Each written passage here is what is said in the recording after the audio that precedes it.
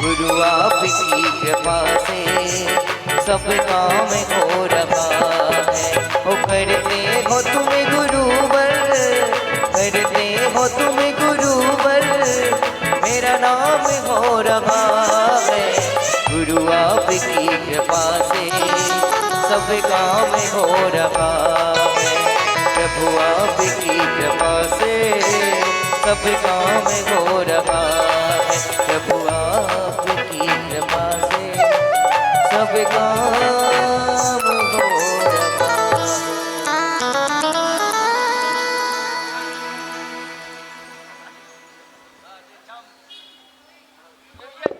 Hello, बोले गजानन श्री आदिनाथ भगवान की, बोले गजानन श्री चिंतामणि पार्श्वनाथ भगवान की। हाँ,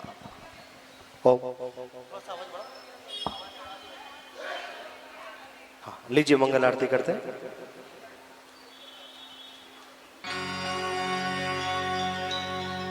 हे नमो अरिहंताण, हे नमो सिद्धाण, हे नमो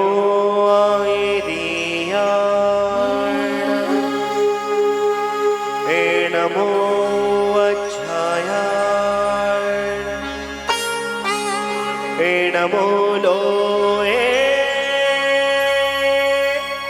सौसाहुण। बोलिए पंच परमेश्वरी भगवान की।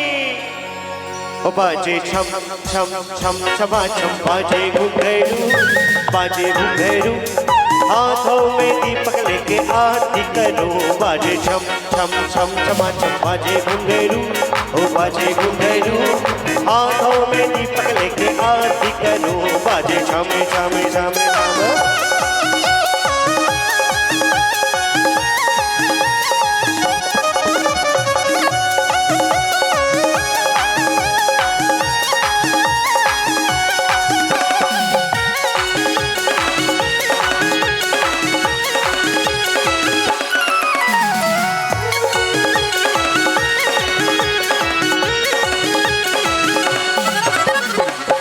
विधि मंगल आरती कीजे, विधि मंगल आरती कीजे, विधि मंगल आरती कीजे, विधि मंगल आरती कीजे। पंच परम पद भज सुख लीजे, पंच परम पद भज सुख लीजे। इसलिए मामा तेरी आरती करूं, आरती करूं, हाथों में दीपक लेके आरती करूं। बाजे छम छम छम छमा छम, बाजे घुंघरू, ओ बाजे घुंघरू, हाथों में दीपक लेके आरती करूं।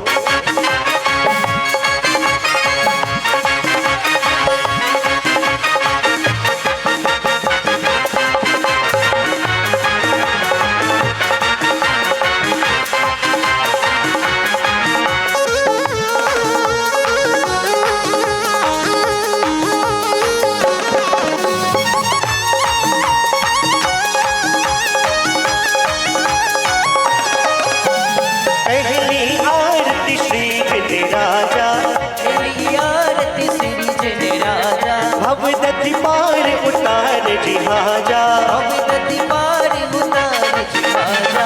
दूसरी आरती सिद्धन केरी, सुमरन करत मिटे भव फेरी। इसलिए मामा तेरी आरती करूं, आरती करूं, हाथों में दीपक लेके आरती करूं। बाजे छम छम छम छमा छम, बाजे घुंघरू, ओ बाजे घुंघरू, हाथों में दीपक लेके आरती करूं।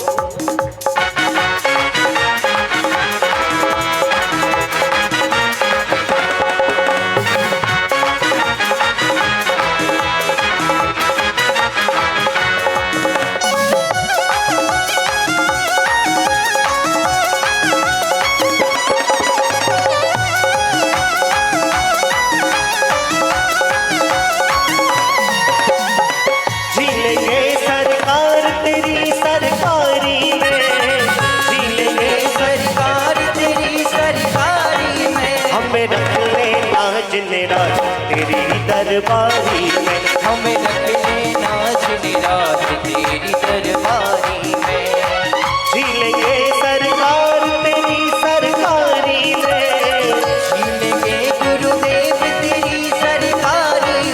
हमें रख ले नाज निराज तेरी दरबारी में, हमें रख ले नाज निराज तेरी दरबारी में।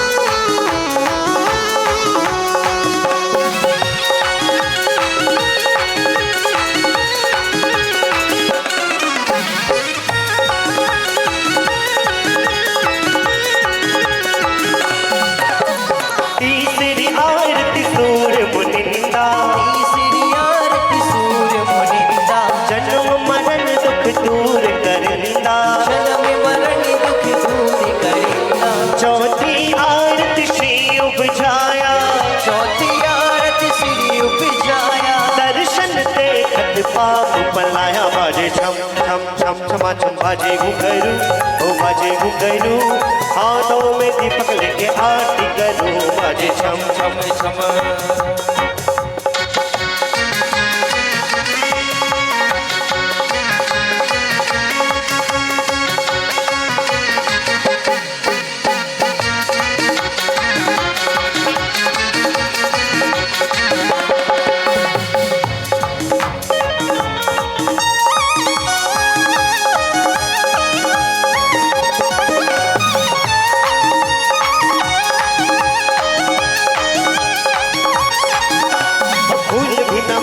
न हार भी न मांगते, फूल भी न मांगते, न हार भी न मांगते, तेरे गुरुवर संसार मांगते। बोलो जय गुरुवर की हो, जय गुरुवर की, जय गुरुवर की, जय गुरुवर की, जय गुरुवर की, जय गुरुवर की, जय गुरुवर की, जय गुरुवर की, जय गुरुवर की, जय गुरुवर की, जय ऋषिवर की, जय ऋषिवर की, जय ऋषिवर की।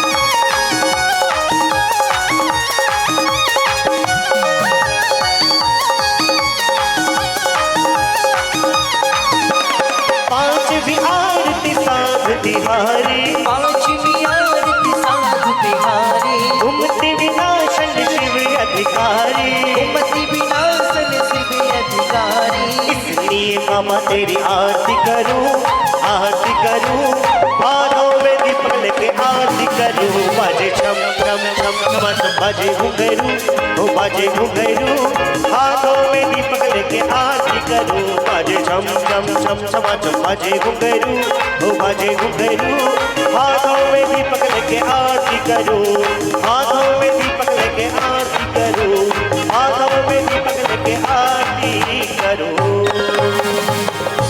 बोलिए पंच परमेश्वरी भगवान की।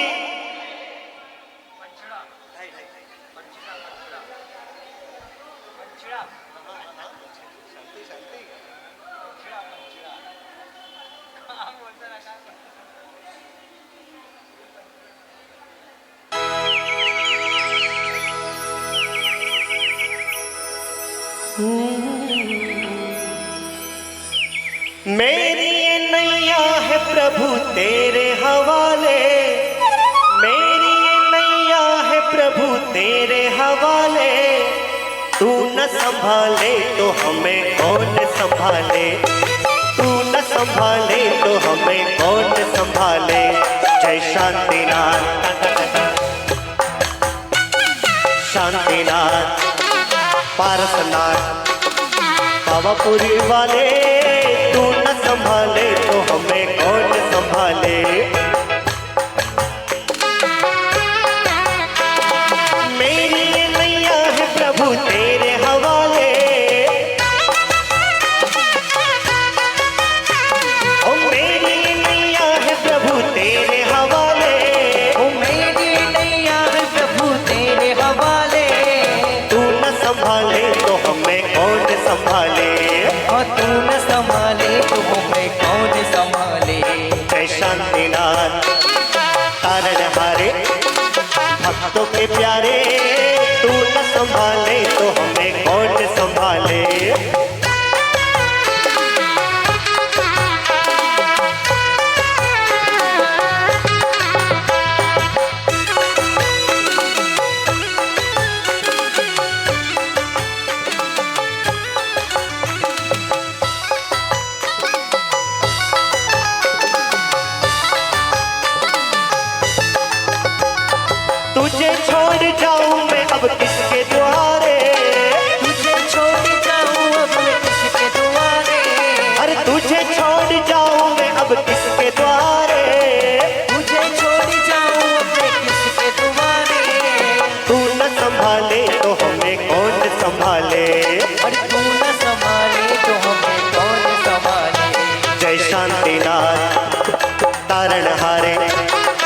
बाकी तो राह वाले तू न संभाले तो हमें कौन संभाले।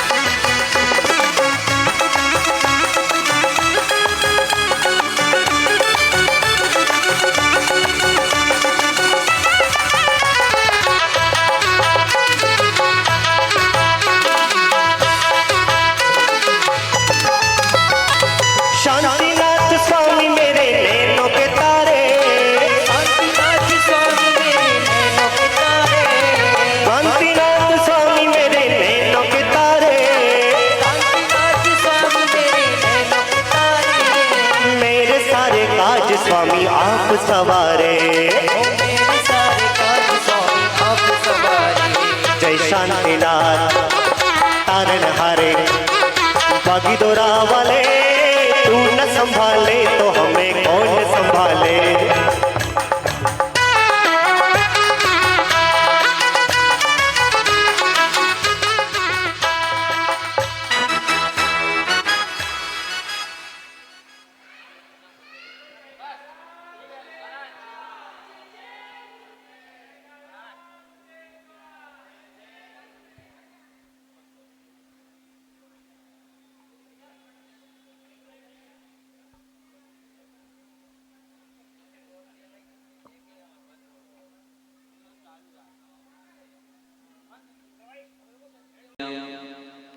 सर्वकल्याणकारकं प्रधानं सर्वधर्माणां जैनं जयतु शासनं, जैनं जयतु शासनं।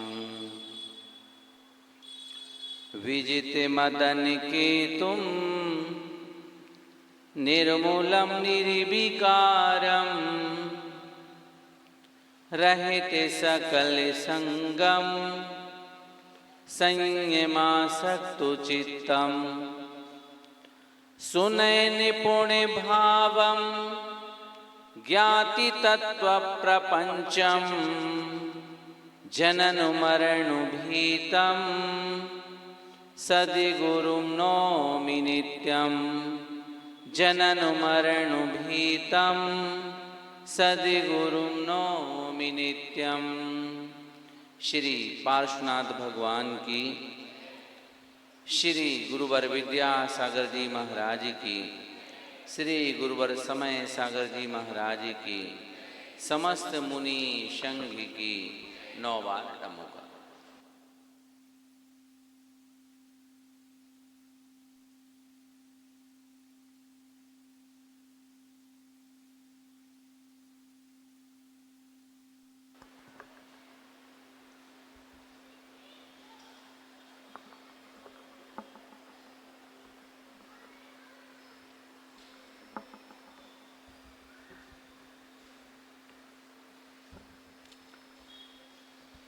श्री रत्नकरंडक श्रावकाचार्य जी ग्रंथ यहाँ पर विराजमान हैं। मंगलाचरण का पाठ करते हैं। नमः श्री वर्धमानाय निर्धूत कलिलात्मने, शालोकानां त्रिलोकानां यद विद्या दर्पणायते। जैन आचार्य परंपरा में अनेक उद्भट आचार्य हुए हैं। ईसा की पहली शताब्दी में आचार्य कुंद स्वामी हुए। बताते हैं कि 84 ग्रंथों की रचना उनके द्वारा हुई। प्रवचन सार जी, नियम सार जी, अष्टपाहुर जी, पंचास्तिकाय जी और उनकी आचार्य परंपरा में आचार्य उमा स्वामी महाराज हुए, जिन्होंने संस्कृत भाषा का पहला ग्रंथ कौन सा, तत्वात सूत्र जी लिखा। और उन्हीं की आचार्य परंपरा में ईसा की दूसरी और तीसरी शताब्दी में एक और महान उद्भट आचार्य हुए, जिन्हें हम आचार्य समंतभद्र स्वामी के नाम से जानते हैं, जिन्होंने बड़ा दुरूह कार्य किया। क्योंकि अभी तक जितने भी आचार्यों ने ग्रंथ लिखे थे, सभी ने मुनियों के जीवन को समझाने के लिए अपनी लेखनी को चलाया था।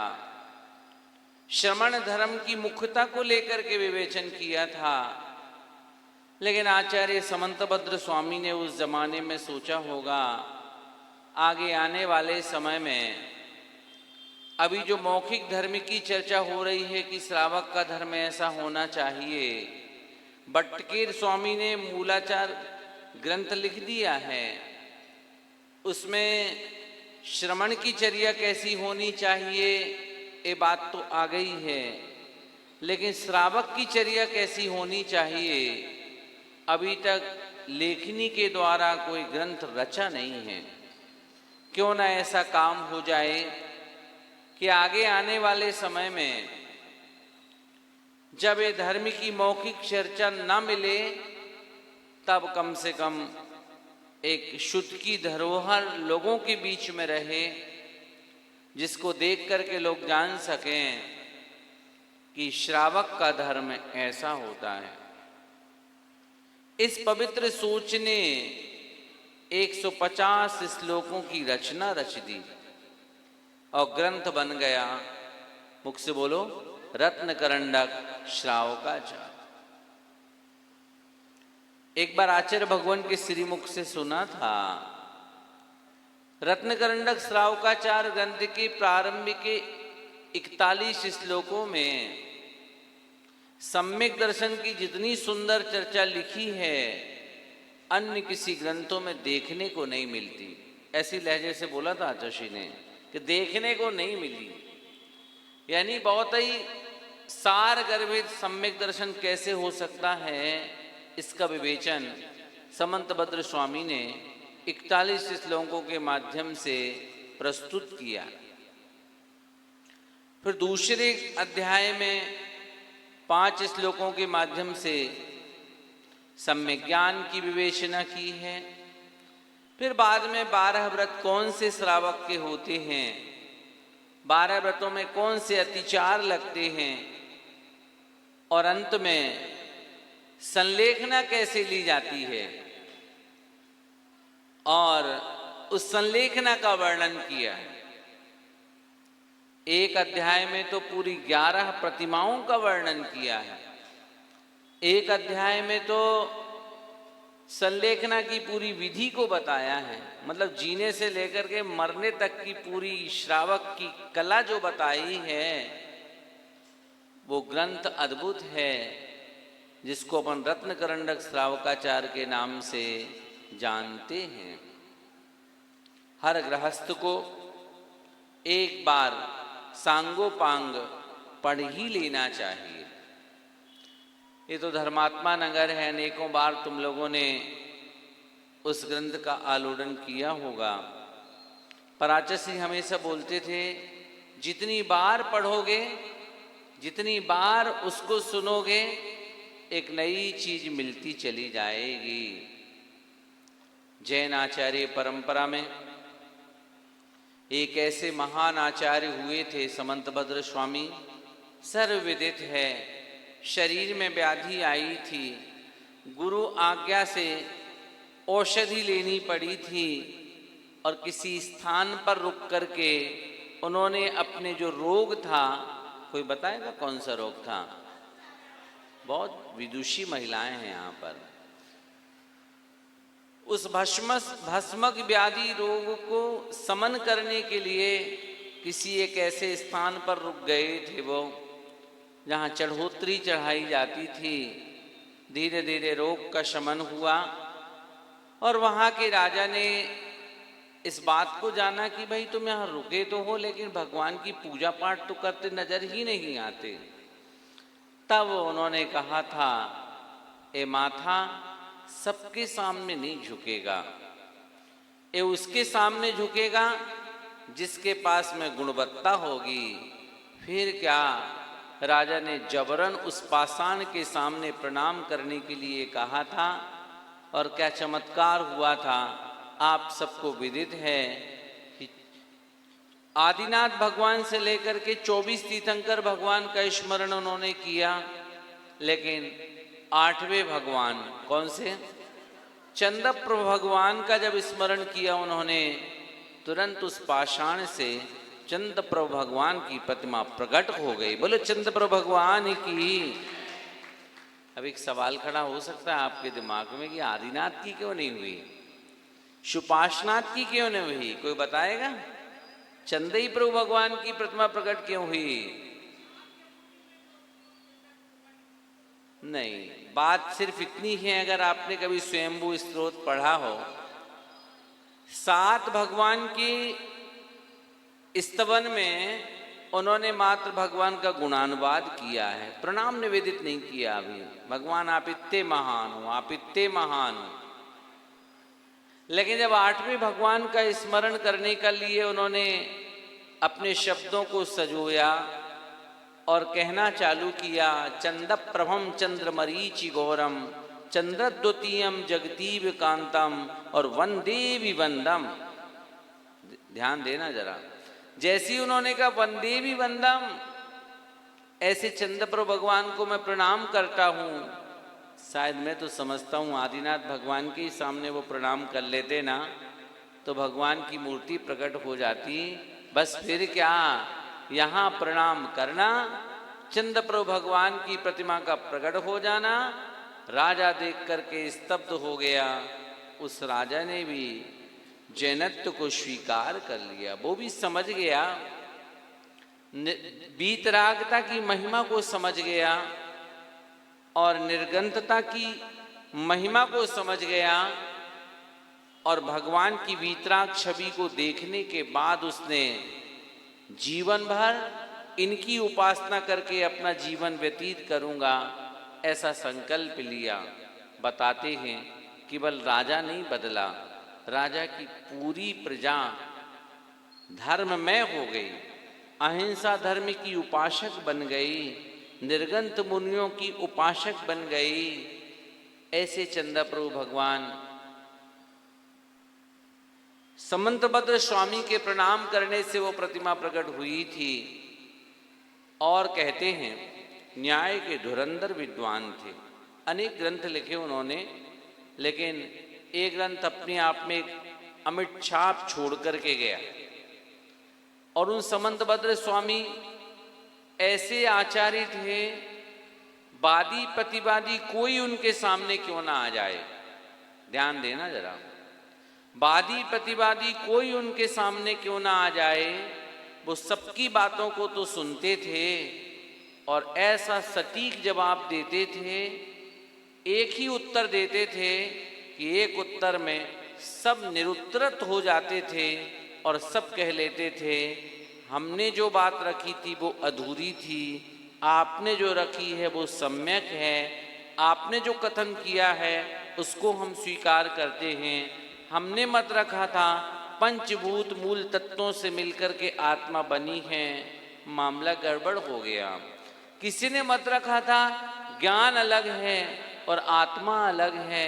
ऐसे नाना प्रकार से अपने मतांतर रखते चले जाते थे लोग, लेकिन समंतभद्र स्वामी तुरंत उत्तर नहीं देते थे। हमें ध्यान है आचर्षि ने एक बार कहा था चंद्रगिरी में, जवाब नहीं देना लाजवाब है। सबकी बातों को सुनते जाते थे, आखिरी में एक ऐसे उत्तर को रखते थे, सब लोग पनाह मांग जाते थे। ऐसी उनकी बुद्धि थी, प्रखर बुद्धि थी।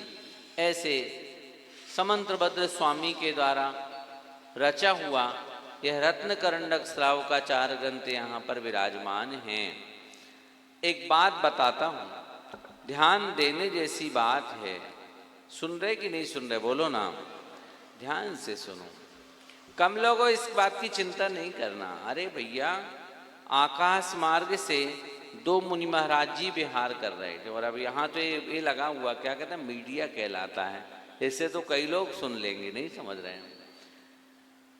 आकाश मार्ग से दो मुनि महाराज विहार कर रहे थे और नीचे एक शेर किसी पशु को प्रहार कर रहा था। उनका दिल कांप गया, आकाश मार्ग से नीचे उतर गए। कौन? मुख से बोलो ना। दो मुनि महाराज जी समझाने लगे। किसको? शेर को समझाने लगे। और वो कहने लगे कि भावों को बिगाड़ लोगे शेर तो तुम्हारा भाव बिगड़ जाएगा, और भावों को सुधार लोगे तो तुम्हारा भाव सुधर जाएगा। क्या किया इस पशु ने जिसके कारण तुमने इसके प्राण ले लिए? आंखों में आंसू आ गए। किसके? शेर के। दोनों हाथ जुड़ गए उसके। किसके? अरे तुम मान गए, हाथ कहाँ थे उसके? थे तो पैर ही, थे तो पैर ही, लेकिन दोनों पैरों को हाथ के माफिक पंजा बना करके वह सिंह खड़ा हो गया और स्वीकार की, अपनी भूल स्वीकार की।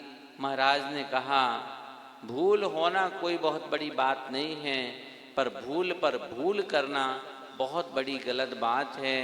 सुबह का भूला भी अगर शाम को वापस आ जाता है तो भूला भूला नहीं कहलाता। जहाँ एक गुनाह माफ नहीं होता उसका नाम न्यायालय है, लेकिन जहाँ लाखों गुनाह माफ हो जाते हैं वो पार्श्वनाथ भगवान का जिनालय है। ध्यान रखना, ये ऐसे भगवान हैं, ये निर्गंत मुनि ऐसे मुनि हैं जिनके सामने अपनी गलती को व्यक्ति कह देता है और गुरु जो प्रायश्चित दे देते हैं उसको वो स्वीकार कर लेता है, तो उसके दामन में बंधे हुए जो पाप हैं वो साफ हो जाते हैं। जैसे कि कपड़ा कितना ही गंदा क्यों ना हो, लेकिन अगर डिटर्जेंट अच्छा मिल जाता है झकाझक निकल जाता है। ऐसी व्यक्ति गलती करने के बाद अपने गुरु के पास अपनी बात को कह देता है और गुरु जो दंड देते हैं उसको वो स्वीकार कर लेता है, तो उसकी आत्मा भी पवित्र हो जाती है, साफ सुथरी हो जाती है। उस सिंह ने तो इस बात को अच्छी तरह से सुना नहीं, गुना और आत्मा की ऐसी पवित्रता जागी कि वही सिंह भविष्य का भगवान महावीर बन गए। भगवान महावीर बन गए। आप विचार तो करो, करुणा देखो उन दो मुनि महाराजों की। सुनने वाले कितने थे? गिनोगे क्या? बोलो ना। और सुनाने वाले कितने थे? अभी तो हम अकेली हो, तुम लोग इतने सारे हो, इसलिए एक एक व्यक्ति को हजार हजार के बराबर वजनदार समझ करके मैं बात कह रहा हूं। बस इतना ख्याल रखना, कल्याण अगर करना है तो धर्म की शरण में ही आने पर होगा। कहीं भटकते रहो, कहीं घूमते रहो, कितना ही धन कमा लो और कितना ही यश कमा लो और कितना ही बाहर का कार्य कर लो, लेकिन जब भी कल्याण होगा तो धर्म की शरण में आने पर होगा। अरे धर्म की शरण में आने पर तो भिखारी भगवान बन जाता है, अंजन चोर निरंजन बन जाता है। इसी धर्म की शरण में आने पर पापी परमात्मा बन जाता है। अरे धर्म की शरण में आने वाला तो जानवर भी जिनवर बन जाता है। सिंह ही तो भगवान महावीर बन गए ना। ऐसे अनेक उदाहरण महापुरुषों के चरित्र में, पथमानियों के ग्रंथों में देखने और सुनने को मिलते हैं। अद्य में सफलम जन्मो नेत्रे चा सफली ममो त्वामद्रक्षम यतो देवो हेतुमक्षय संपदा। एक दर्शन पाठ का ये श्लोक है। अद्य में सफलम जन्मो, हे भगवान मेरा जन्म सफल हो गया। नेत्रे चा सफले ममो, मेरी दोनों आंखों का पाना सफल हो गया। त्वामद्रक्षम यतो देवो, आपको देख करके भगवान मेरे को ऐसा लग रहा है हेतु मक्षय संपदा, मुझे अक्षय संपदा की प्राप्ति हो गई है। सवाल खड़ा होगा, अक्षय संपदा क्या कहलाती है? धन रुपए नहीं, ये तो हाथ का मैल है। आज हाथ में है, कल कहीं और चला जाएगा। तो जमीन जायदाद ये भी अक्षय संपदा नहीं है, पता नहीं कौन उस पर कब्जा कर ले, इसका भी कोई भरोसा नहीं। तो कौन सी चीज है अक्षय संपदा? सोना चांदी खरीद के रख लो, अक्षय निधि होगी, वो भी अक्षय निधि नहीं है। LIC की पॉलिसी में जरूर लिखा रहता अक्षय निधि, जीने के साथ भी और मरने के बाद भी, लेकिन वो भी अक्षय निधि नहीं है, क्योंकि मरने के बाद मिलेगी भी तो उसका भोग तुम तो कर नहीं पाओगे, परिजनों के जुम्मे जाएगा। तो फिर सवाल खड़ा हो रहा है, ऐसी कौन सी निधि है जिसको अक्षय निधि कहा जा रहा है? बात ख्याल कराता हूं, एक प्रसंग को सामने रख करके ध्यान से सुनना। सुन तो रहे हो, बोलो ना, तो सुनो। आगम का ये प्रसंग है।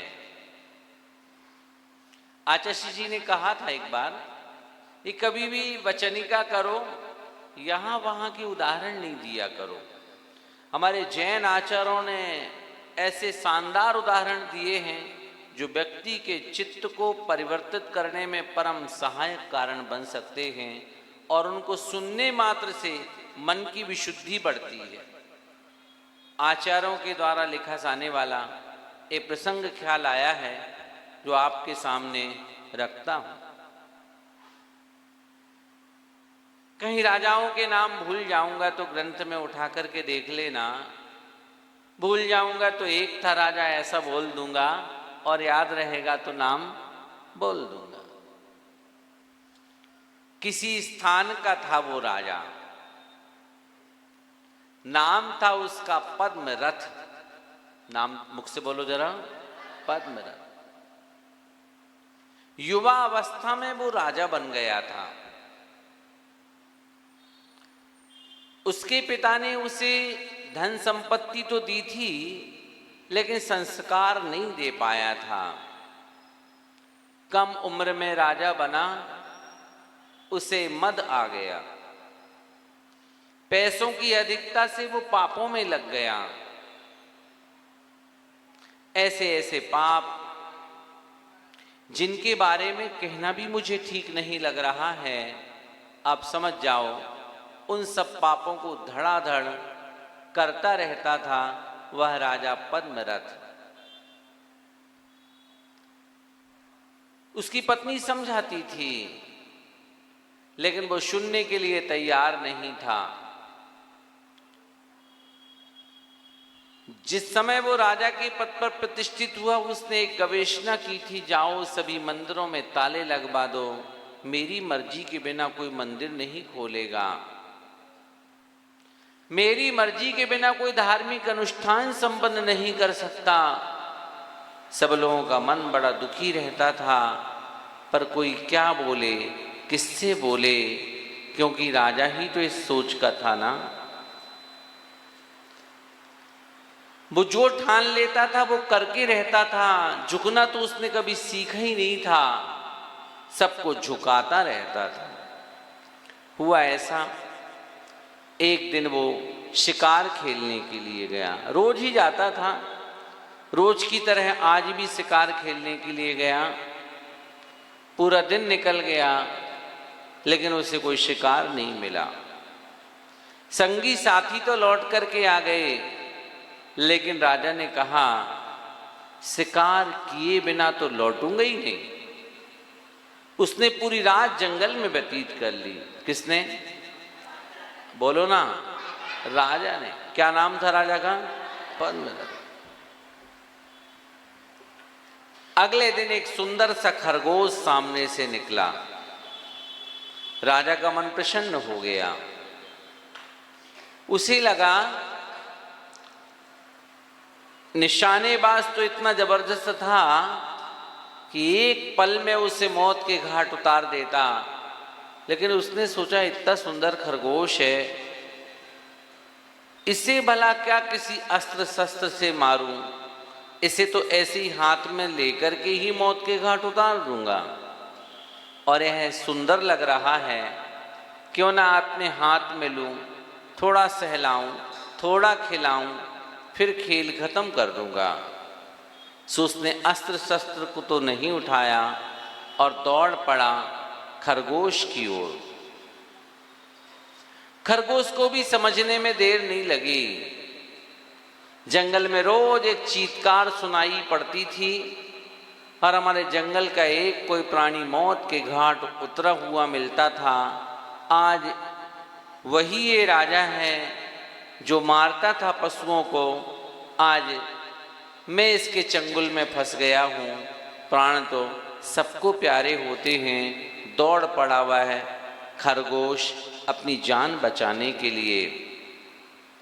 राजा भी पीछे पीछे दौड़ने लगा। खरगोश द्रुत गति से भागा और एक गुफा के अंदर छुप गया। राजा को भी निश्चिंता मिली, अब कहाँ जाएगा, क्योंकि गुफा तो चारों ओर से कवर्ड है। अब तो आसानी से मैं खरगोश को पालूंगा। और वह बढ़ते बढ़ते बढ़ते उस गुफा के अंदर गया। नहीं मालूम उस गुफा की क्या ऊर्जा थी, नहीं मालूम उस गुफा की क्या ऊर्जा थी।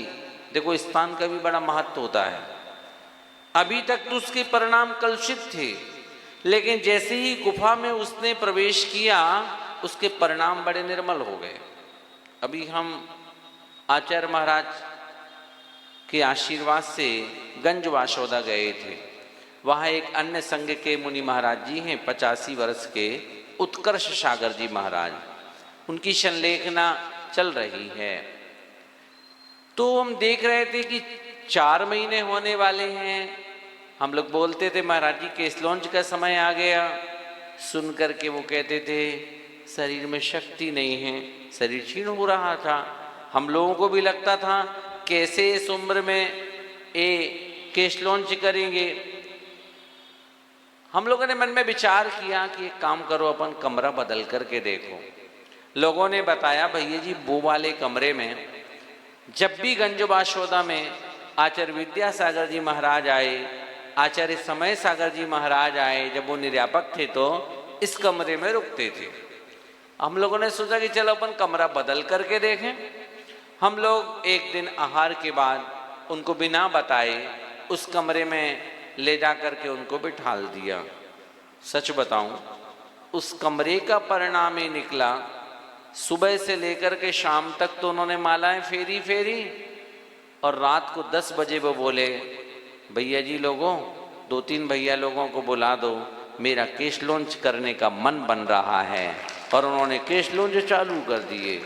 और जब केस लॉन्च चालू किए तो आप आश्चर्य करोगे, एक हाथ और पैर तो शून्य था, लकवा लगा था उनको, लेकिन एक ही हाथ से धड़ाधड़ उन्होंने केसों का लॉन्च 40-50% के। अच्छा जोर से ताली बजा दो भैया, संयम का प्रभाव देखो। और फिर उस दिन मेरे को एहसास हुआ स्थान की भी कोई महिमा होती है। उस स्थान की भी कोई महिमा थी कि वह पापी पद्मरथ वहां जाकर के भावनाओं से पवित्र हुआ।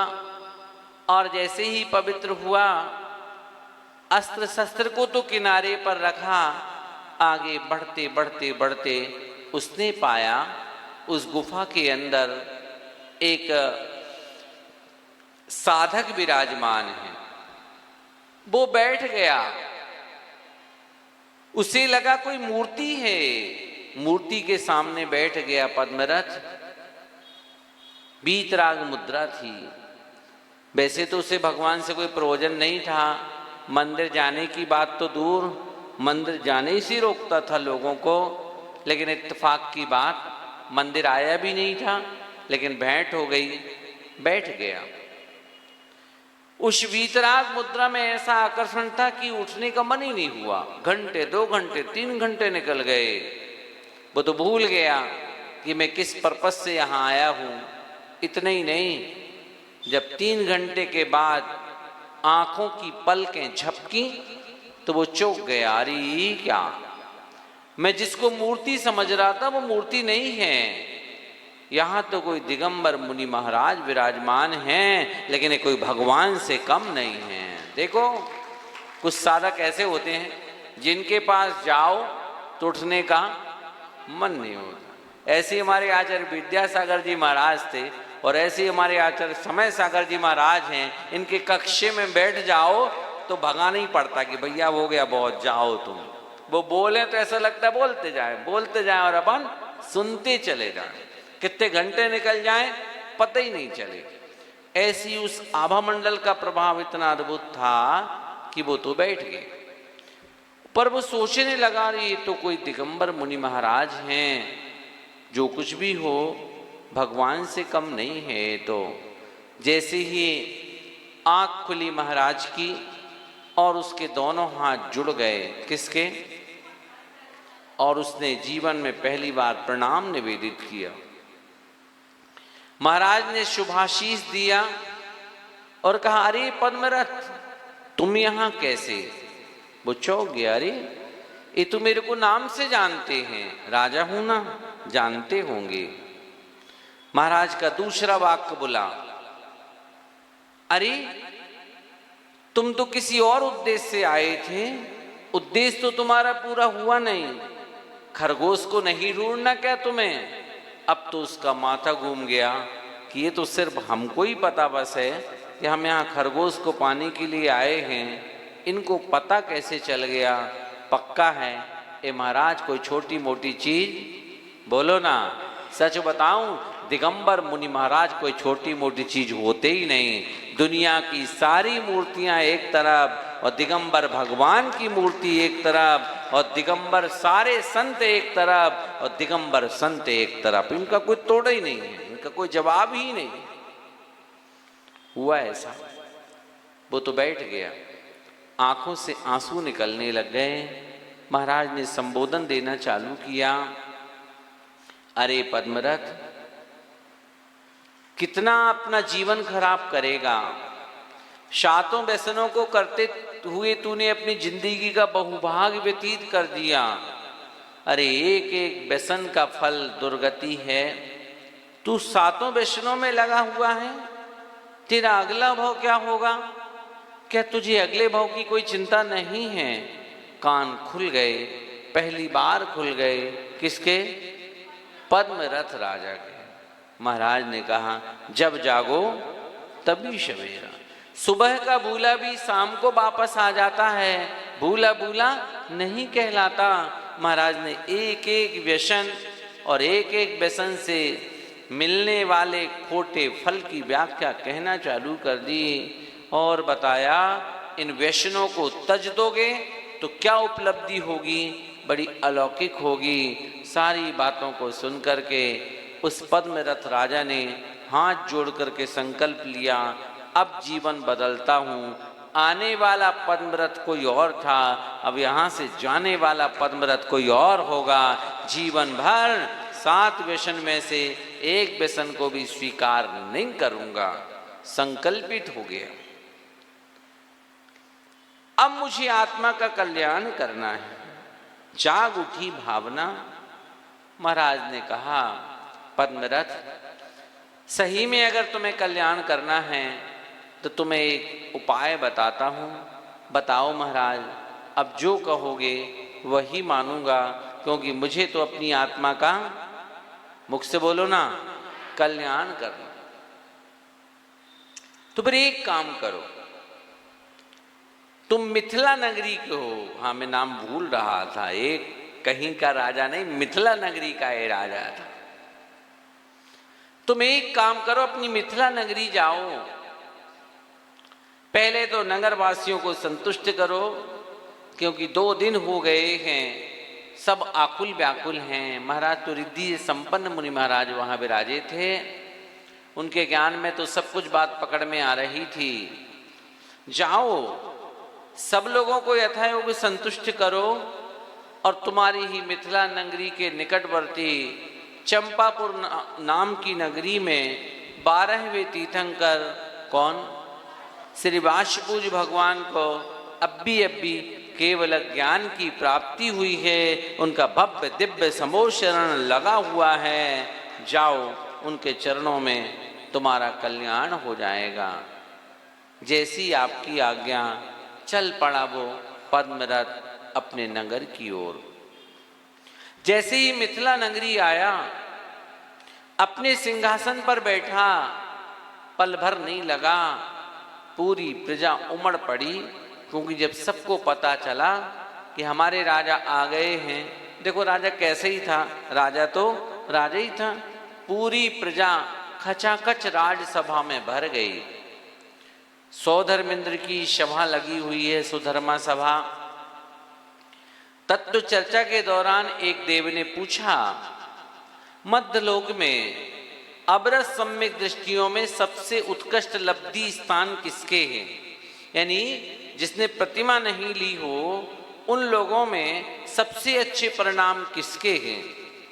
सौधर्मेंद्र ने कहा, मिथिला नगरी के राजा पद्मरथ के सबसे अच्छे परिणाम हैं। एक देव ने कहा, बिल्कुल गलत, मैं जानता हूं उसकी हरकत, वो शराबी भी है, वो जुआरी भी है, वो हर खोटी हरकत करता है, शिकार खेलने का तो उसका शौक है। सौधर्मेंद्र ने कहा, देखो भावों को बदलने में देर नहीं लगती, लेकिन उसको यकीन नहीं हुआ। दो लोगों ने कहा, आज तो अपन सौधर्मेंद्र की बात को गलत साबित कर देंगे, चलते हैं अपन मध्यलोक। और दोनों लोग आकर के मिथिला नगरी में जहाँ राजा विराजमान था, मनुष्य का रूप बना करके बैठ गए। उस धर्म सभा में, राजा की सभा में आकर के एक व्यक्ति ने पूछा, राजन पद्मरथ जी, आपको क्या हो गया था, आप कहाँ फंस गए थे? राजा ने कहा, ए मत पूछो कहाँ गए थे, अब ए पूछो मुझे कहाँ जाना है। कहाँ गया था ये तो नहीं बताऊंगा, लेकिन अब तो मैंने कहीं जाने का निर्णय कर लिया है। महाराज, कहाँ जाने का निर्णय कर लिया है? मैंने तो चंपापुर नगरी में भगवान वासपूज्य स्वामी के चरणों में जाने का निर्णय कर लिया है। पर सुनो नगरवासियों, पूरे नगर में घोषणा कर दो, कोई भी व्यक्ति व्यसन करते हुए नजर ना आए।